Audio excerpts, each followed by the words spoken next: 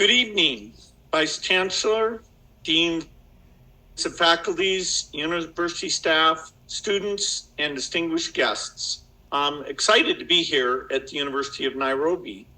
This is my first time in Africa since the pandemic, and even longer since I've been in Kenya. It's an overdue trip, but I was looking forward to it. It's so important to meet people doing the real work, to go to the health clinics, to go to the farms, and understand how people are dealing with today's challenges. Even in the United States, where Bill Gates is coming from, this is a very contentious issue. And if it is so good, then he needs to go and sell the GMOs in his own country. We cannot be used as guinea pigs. What's up, family? This is your man, not your boy, Gold Black 2 Africa. I want to share with you this video that even in Africa, Kenya to be exact, are arguing about GMOs. Those who are working in the parliament, there are those that are for and those are against. But listen to this, it's quite interesting in how they perceive GMO products. Check it out. When we reach a time when we have no maize in this country, we don't have to import GMO. We can import maize from Uganda. We can import maize from Tanzania. We can import maize from parts of the African countries that grow good maize, madam. The millers are trying to blackmail farmers that we want to import GMOs so that farmers can bring down their prices. It is wrong. The market forces should be able to control. The farmers should be able to sell now their maize at around 6,000 per 90 kilogram. If that is the price, we'll be able to mop out all the maize that is available there. To the issue of GMOs. Madam Speaker, one of the members when they were speaking earlier was saying that most of us are speaking out of conjecture. Madam Speaker, I'm glad this House has people who are very well educated.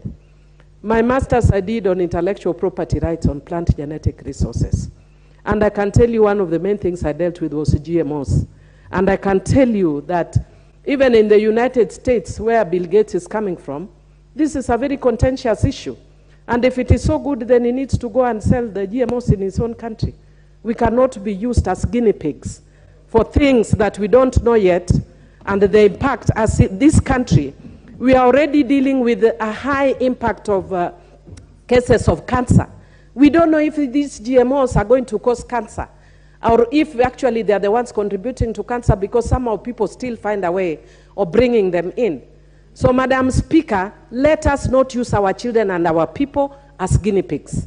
We are not saying we should completely outlaw, but let us test, let us research, and once it is proven, I want to even thank Dr. Nyikal, that from a health perspective, where you are not sure, where research is giving divergent views, avoid. And I think it's Honorable Beatrice that talked about we have just dealt with COVID. We don't know where COVID came from. For all we know, COVID could have been generated from GMOs. If you actually, because we don't have time, if I actually was able to read for you even how this GMO is generated, I don't even understand how we can even be sitting here thinking about it. And Madam Speaker, there's also one thing that people have talked about here, which I want to stress, that we want to kill our farmers. In India, when these issues came, farmers were lighting themselves and dying because their livelihoods were being threatened. Why? Because of intellectual property rights.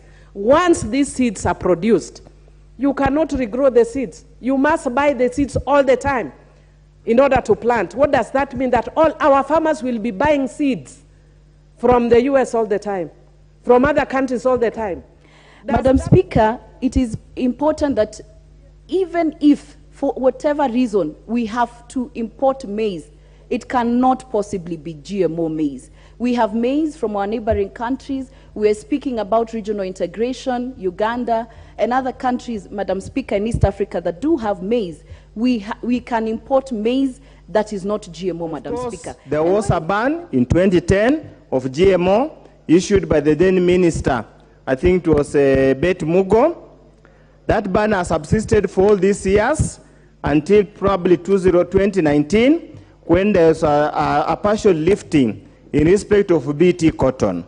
Of course, it's telling that when the new Kenya Kwanza government came into place, they lifted the order that was initiated that was placed in 2010. The GMO was banned through a Gazette notice. Hardly 2 months in office, the new government has decided to lift the ban, and before we even blink, there is maize that is coming at the port.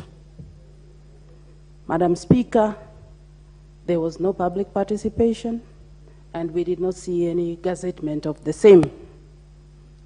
2, we are aware as a country that there was bumper harvest, mainly in the Rift Valley, and even within my constituency, which is also a breadbasket, in Kabondo Kasipul, we had maize. Madam Speaker, it is unfair. I would say that it is cold and being insensitive to the needs of our farmers to import maize at the time when they have maize in the store and not give them an opportunity to sell their maize at a fair price.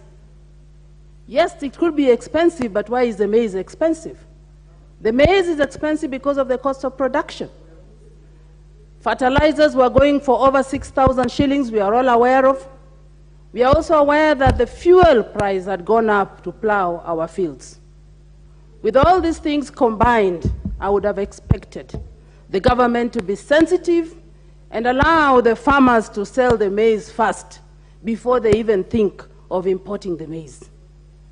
I would recommend that 1, they return the maize from wherever it came from, or 2, should it find its way in the market, Madam Speaker, this maize should be clearly labeled as GMO so that the Kenyans can decide that they are buying the GMO or they are not buying, and properly segregated in the supermarket to show that these are all GMO and these are not, so that Kenyans can make an informed decision when purchasing the maize. Thank you very much. Once again, I support, and I want us as a country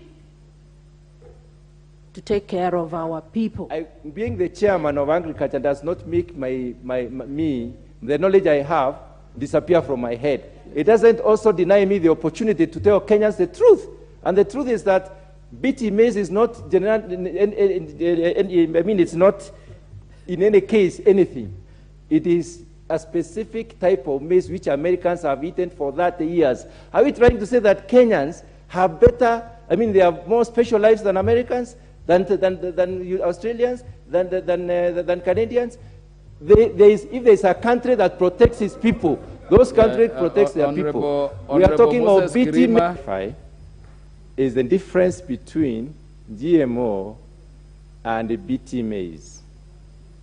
Genetic engineering is a branch of science, a branch of biotechnology. Biotechnology is the broader sense of that science, of the broader spectrum, and genetic engineering, in a narrow sense, has to do with transfer of genes from one organism to another. The type of gene that can move from one organism to another is normally called a recombinant gene. It has to have that characteristic of being able to combine with the genes of that other organism. Honorable Speaker, GMOs, or genetically modified organisms, are all organisms, all forms of organisms, whether animals or plants, which have had their gene composition changed. All of them. Honorable Speaker, there is no evidence anywhere in the world, anywhere in any discourse, any scientific discourse or otherwise, to show that all GMOs are dangerous to human or dangerous to the environment. In this particular case, we are talking of a GMO called BT maize. And I will narrow my discussion specifically to the BT maize. BT maize is maize that has been made to protect itself through genetic transformation from the stalk borer, called maize stalk borer. This protection has been brought about by extracting a gene from a bacteria that is found in the soil. The soil outside there, Honorable Speaker, has that bacteria. The bacteria is called Bacillus thuringiensis. This particular bacteria has the characteristic of killing the stalk borer. The stalk borer is the larval form in the stages of development of these insects. There is the larval stage, the worm stage, the one that basically bores through the maize, the stalk of the maize, and therefore it has to be controlled by use of chemicals. What science has done is identified this bacteria which has the poison to kill this particular stalk borer. That is the only transformation that has been done to the normal maize, introducing this particular gene which makes the maize resistant to this particular worm or this particular larvae stage of the pest. Honourable Speaker, there are several things that come into play when you change the form of an organism. That is, you make it a GMO. Therefore, BT maize, it is called BT maize because it has the gene of a bacteria called Bacillus thuringiensis. That is why it is BT, Bacillus, and then thuringiensis T. I think the member is completely out of order because he does not even want to take time to understand the difference between GMO and BT maize. We are talking about BT maize here. What has been imported is BT maize. That is the GMO everybody is talking about. But GMO can lead to total transformation of an organism. That's what we are talking about. BMO is the broader sense of any organism that has been transformed. Check it out. What do you think? You always have two sides of life. Those are for or those who are against. Now, I hope that these Africans who are there in each one of these countries that we'll have to discuss about GMOs realize it is a European concept. Europeans have always been against nature. Europeans, they will fight to change man into woman, woman into man. They will cross the boundaries of how we eat. They will cross the boundaries in how we live. They will cross the boundaries way beyond than what the Creator has created. What is wrong with keeping food natural? We overproduce food anyway. For if you have an economical system in place on farms, the bugs have its place too, to help out with production of foods. The bugs do eat, but the bugs do also pass on pollens to foods in order for them to bring forth more fruit. You have worms in the ground that, yes, will eat some of the crops, but it is healthy for the soil. These things are not being spoke about, but they're very important to the system that is in place when it comes to producing food. Let's keep everything natural, beyond than what the European wants to change everything up into being fake. This is your man, not your boy. Go black to Africa. Think about it, think about it, think about it, think about it, think about it, think about it.